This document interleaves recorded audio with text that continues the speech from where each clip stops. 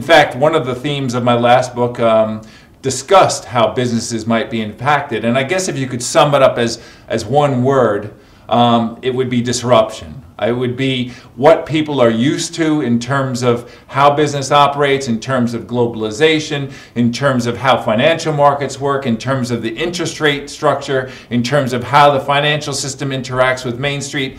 I think all of those are in the process of being disrupted, which is going to create, well, I guess, opportunity as well as potential threats. And so I think disruption for me is a key word. The other side of it, I think, is really aligned with that concept of disruption, is the idea that we are going to see people having to question assumptions.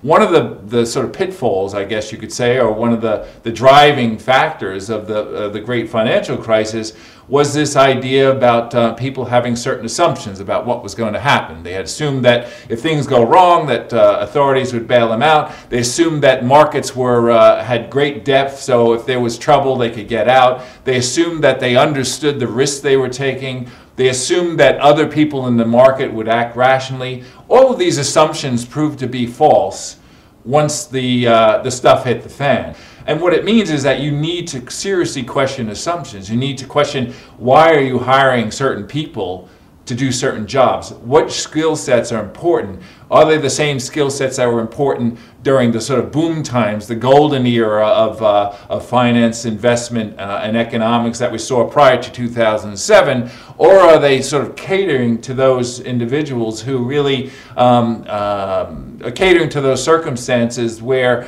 individuals may need to respond rather quickly, be much quicker on their feet, I guess is the way to express it. For example, global supply chains. In my opinion, the economy has become very, very imbalanced and very, very vulnerable in some respects to a sense of dependence on others, a dependence on foreign suppliers, a dependence on transportation networks functioning smoothly, a dependence on technology, a dependence on having enough of the resources they need to do their job, and that might include energy resources, for example. Well, I think you're going to have to strike a balance between just in time and just in case.